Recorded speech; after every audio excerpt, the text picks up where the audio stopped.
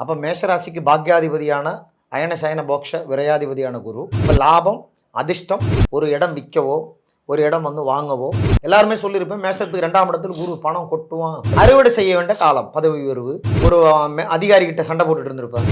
இல்லை மேஷராசி இப்போ ஏழரையை பொறுத்த வரைக்கும் எப்பவுமே ஒரு விஷயம் ரொம்ப தெளிவாக புரிஞ்சுது. சிலருக்கு பெரிய யோகத்தையும் கொடுத்துடும் ஏழரை சனி.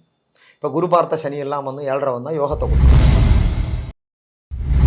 அஸ்ட்ரோ வேர்ல்டு நேயர்களுக்கு வணக்கம். இந்த ஜோதிட சம்பந்தமான தகவல்கள் என்னோட பார்வையிலிருந்து நான் சொல்லியிருக்கு. இது உங்களுக்கு பயனுள்ளதாக இருக்கும். வணக்கம் சார். வணக்கம் வணக்கம். இந்த குரு பயிற்சி எல்லாரும் எதிர்பார்த்துட்டு இருந்தோம் அவளோட. இப்போ வந்து முதல் ராசியான மேஷ ராசிக்கு குரு பயிற்சி. இப்போது மேஷராசின்னு எடுத்து பார்த்தா மேஷராசியை பொறுத்த வரைக்கும் குருவோட சிறப்பு. மேஷராசிக்கு குரு 9, 12 கூடிய. அப்போ இவ்வளோ நாளும் வந்து மேஷராசிக்கு 2ஆம் இடத்துல இருந்தாங்க. அப்போ மேஷராசிக்கு பாக்யாதிபதியான அயன சயன போக்ஷ விரையாதிபதியான குரு 2ஆம் இடத்துலேருந்து 3ஆம் இடத்துக்கு பயிற்சி ஆகிறார். இப்போ 3ஆம் இடம்ன்றது மேஷராசியை பொறுத்த வரைக்கும் வெற்றி, முயற்சி, போராட்டங்கள், பிளானிங்கு இதையெல்லாம் குறிக்கக்கூடிய இடம். அப்போ குருவை பொறுத்த வரைக்கும் ஒரு சிறப்புத்தன்மை என்ன, குரு இருக்கிற விட நாசம் பண்ணுவோம். அதுவும் தனிச்ச குரு. அது எந்த இடத்துல இருந்தாலும் இருக்கிற விட கெடுத்து பார்க்குற விடைக்கு பார்வைக்கு வலு சேர்க்கக்கூடிய, சிறப்பு சேர்க்கக்கூடிய, அந்த இடத்தை செருக்கக்கூட ஒரு தன்மை உண்டு.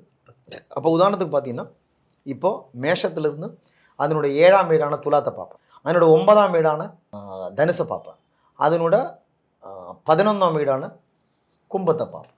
இது ஒரு அப்போ எல்லாருமே சொல்லுவோம் குரு 3க்கு போயிட்டா, குரு 3க்கு போனாலே முயற்சிகள் தோல்வி அடையும், சகோதரம் உங்கள் மூலமாக பிரச்சனை வரும் அப்படின்னு ஒரு கருத்து உண்டு. அது ஓரளவு கரெக்டு தான். ஆனால் அங்கே இருந்தது இங்கே பார்க்குற அந்த ராசிக்கு 7ஆம் இடத்தை சிறப்பு செய்யும். அப்போ மேஷராசி பிறந்தவங்களோட ஃபேமிலி லைஃப் பிரச்சனை எல்லாம் சால்வ் ஆகும், கணவன் மனைவிக்கிறது இஷ்யூஸு சால்வ் ஆகும். அடுத்து 9ஆம் இடத்தை பார்ப்பேன். 9ஆம் இடம் என்றது என்ன, லக்ஷ்மி ஸ்தானம், பாக்யஸ்தானம், பிதிர்ஸ்தானம்னு சொல்லும். அப்போ அந்த அதிர்ஷ்டம், பொருளாதாரத்துக்கான வருமானத்துக்கான விஷயங்கள், அப்பா கிட்டே இருக்கக்கூடிய டிஸ்பியூட்டு எல்லாமே சால்வ் ஆகும்.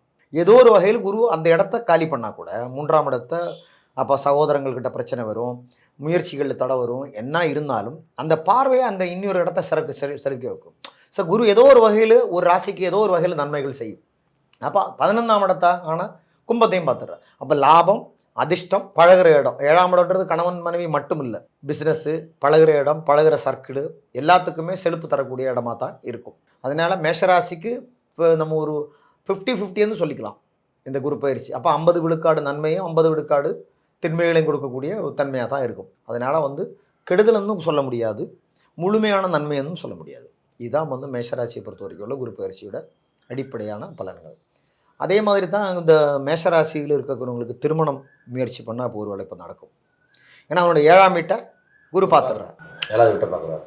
அதே மாதிரி ஒரு இடம் விற்கவோ ஒரு இடம் வந்து வாங்கவோ இல்லைன்னா ஒரு இடத்துக்கிட்ட கிரய விக்கிரயம் பண்ணுறதுக்கோ அந்த 11ஆம் இடத்தை பார்க்குறதுனால லாபத்தை செவிக்கக்கூடிய தன்மையும் இருக்கும். ஏன்னா அவன் வந்து 9 கூடியவன், இந்த ராசிக்கு 9 கூடியவன், 12 கூடிய, இது 2 முக்கியமான இடம். 9ஆம்ன்றது அதிர்ஷ்டம், 12ஆம்ன்றது செலவு பண்ணுற இடம். துட்டு வந்தால் தானே செலவு பண்ண முடியும், வருமானம் தான் செலவு. அப்போ என்னாச்சு, அப்போது 11ஆம் இடமான லாபஸ்தானமான மேஷராசியை பொறுத்த வரைக்கும் 9 கூடியவன் 11 பார்க்குறான். அதான் அங்கே சிறப்பு. அப்போ நம்ம முக்கியமாக பார்க்கணும். அப்போ 9 கூடியவன் 11ஆம் இடத்தை பார்க்குறேன். இவ்வளோ நாளும் 10ஆம் இடத்தை பார்த்துட்டு இருந்தேன், முயற்சி பண்ணிகிட்டே இருந்திருக்கும். இவ்வளோ நாளும் எல்லாருமே சொல்லியிருப்பேன் மேஷத்துக்கு 2ஆம் இடத்துல குரு பணம் கொட்டுவான் அப்படி தான் நான் சொல்லுவோம். அதெல்லாம் ஒன்றும் இல்லை. ஆக்சுவலாக 2ஆம் இடத்துல விட 3ஆம் இடம் தான் சிறக்கும். ஏன்னா அவனோட முக்கியமான இடங்களை பார்க்குறேன், 7, 9, 11. அதனால இந்த பயிற்சி வந்து அவங்கள பொறுத்த வரைக்கும் 50% எடுத்த முயற்சிக்கான பலன் வந்து இப்போ கொடுக்குது. ஏன்னா 10 பார்த்துட்டு இருந்தேன், முயற்சி போராட்டங்கள் அது நடந்துட்டு இருந்தேன். 11 பார்க்கும்போது லாபத்தை கொய்ய போகிறேன். அப்போ பதவி அறுவடை செய்ய வேண்டிய காலம், பதவி உயர்வு, வேலை கிடைக்கிறது, வேலையில் ஜாப்புக்கு வேலையில் ட்ரான்ஸ்ஃபர் ஆகிறது, நமக்கு பிடிச்ச இடத்துக்கு ட்ரான்ஸ்ஃபர் ஆகிறது, இதெல்லாம் இப்போ நடக்கலாம். சம்பளம் எக்ஸ்ட்ரீம் ஆகிறது, சம்பளம் கூடலாம், ஒரு டிஏடிஎம் ஏறலாம், ஒரு அதிகாரிகிட்ட சண்டை போட்டுட்டு இருந்திருப்பேன், மேலதிகாரிகளை தொல்லை கொஞ்சம் குறைக்கலாம். 11ஆம் இடம்ன்றது தான் இது எல்லாமே குறிக்கிறது. மேலதிகாரி, வருமானம், டிரான்ஸ்ஃபர், பொருளாதாரத்தில் ஒரு ஒரு ஒரு தடை போட்டுட்டு இருந்திருக்கும், வருமானத்தை ஒரு லோன் போட்டுருந்துருக்கு, கிடச்சிருக்காது. 10ஆம் இடத்துல இருந்தப்போ இப்போ லோன் கிடைக்கும். இது எல்லாமே நடக்கும். 11ஆம் இடம் உங்களுக்கு கிடைக்கிற ஒரு லாபத்தை அத்தனையுமே குறியிடலாம். அப்போ லாபம்ன்றது பணம் மட்டும் இல்லை, முயற்சியும் லாபம் தானே. கண்டிப்பாக. ஸோ அதனால் வந்து இந்த குரு பயிற்சின்றது ஒரு பகுதியில் வெற்றியும் ஒரு பகுதியில் தேக்கத்தையும் கொடுக்கக்கூடிய ஒரு தன்மையாக தான் இருக்கும் இந்த குரு பயிற்சி. சனி வந்து இப்போ 7.5 சனி ஆரம்பிச்சிருச்சு மேஷராசிக்கு அப்படின்னு சொல்லி சொல்கிறாங்களே. ஆமாம், அது எப்படி சார்? இல்லை மேஷராசி இப்போ 7.5 பொறுத்த வரைக்கும் எப்பவுமே ஒரு விஷயம் ரொம்ப தெளிவாக புரிஞ்சுங்க. சனி இப்போ மேஷராசியை பொறுத்த வரைக்கும் 12ஆம் இடத்துக்கு 10, 11 கூடயும் 12ஆம் இடத்துக்கு வந்திருக்கும். அப்போ 10 தொழிலும் லாபத்தையும் தரக்கூடிய கிரகம் 12ஆம் இடத்துல வந்து கூட. இப்போ என்ன கொஞ்சம் செலவு பண்ண வேண்டிய டைமாக இருக்கும்.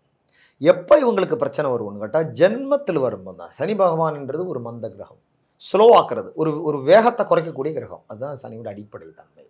அப்போ என்ன பண்ணுவோம், இந்த எந்த நட்சத்திரத்துக்கு அந்த நட்சத்திர பாதச்சாரத்துக்கு வரும்போது தான் இப்போ வந்து வந்திருக்கு. சனி எங்கே வந்திருக்கு, பூரட்டாதி முடிஞ்சு உத்திரட்டாதி வந்திருக்கும். வந்திருக்காரு.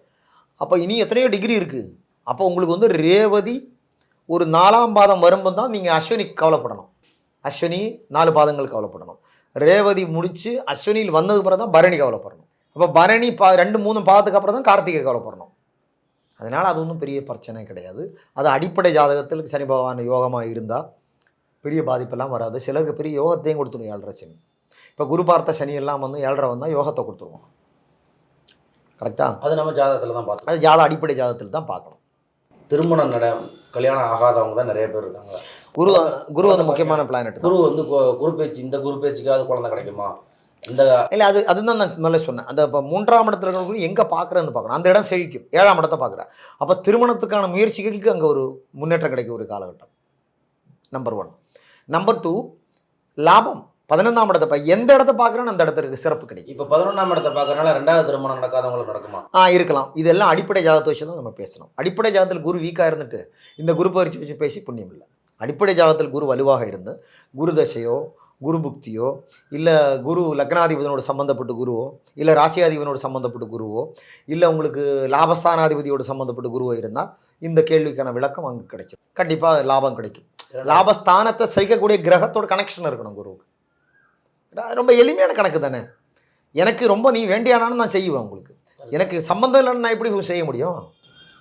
கொஞ்சம் செய்கிறதுக்கு கொஞ்சம் இதான் அடிப்படை. கரெக்டா? ஸோ இதுதான் இதோட பேசிக் பாயிண்ட். சொல்யூஷன் பரிகாரம் இது எல்லா இடத்துக்கும் சொல்கிறதான். இது குருவை ப்ளீஸ் பண்ண மாதிரி நெய் விளக்கு, குரு ஹோரையில் போய் சக்கரை பொங்கல் 10 பேருக்கு கொடுக்குறது, தானம் பண்ணுறது, முருகன் கோயிலுக்கு போகிறது, முருகன் கோயில் திருச்செந்தூர் போய் வர்றது, இந்த மாதிரிலாம் தான். இந்த ஆன்மீக பெரியவர்கள், இந்த சித்தர்களை போய் பார்க்குறது. பின்ன இந்த பசுமாட்டுக்கு பசுமாட்டுக்கு அகத்திக்கிற வந்து தானம் பண்ணுறது, வியாழக்கிழமை காலையில் குரு ஹோரையில், இதெல்லாமே நன்மைகள் தான் கொடுக்கும். இது இந்த குரு சம்பந்தமான எல்லா விஷயத்துக்கும் இந்த பரிகாரத்தை நம்ம சேர்த்து. ஜீவசமாதின்னு சொல்கிறாங்களா, அந்த மாதிரி இடத்துக்கு போகலாம். ஜீவசமாதி, ஆமாம், அந்த மாதிரி இடத்துக்கு போகலாம். அது குருமார்கள் அந்த மாதிரி இடத்துக்கு போகலாம், தப்பு கிடையாது. ஏன்னா ஜீவசமாதின்றது ஒரு சித்தர் சமாதி ஆகணும் தான் ஜீவசமாதி. அந்த மாதிரி இடத்துக்கு நல்லது குருஸ்தலங்களும். ஆமாம், மிக மிக மகிழ்ச்சி. எல்லோரும் வந்து நல்லாமல்ல இறைவனை வேண்டு வழங்கி வாழுங்கள். அன்பே சிவம், சிவாயர்கள் எல்லோருக்கும் இருக்கட்டும்ன்றது என்னோட தாழ்மையான வேண்டுதல். சிவாயனமா. நிறைய பேருக்கு பயனுள்ளதாக இருக்கும். நிறைய பேர் இதை பற்றி விமர்சனம் பண்ணும். அதை பற்றி நமக்கு கவலை இல்லை. நமக்கு பயனுள்ளதாக இருந்தால் அப்படி தோணுச்சுன்னா 10 பேருக்கு ஷேர் பண்ணுங்கள். 10 பேர்கிட்ட தகவலை சொல்லுங்கள். இந்த சேனல் மேலும் மேலும் சிறக்க வாழ்த்துக்கள்.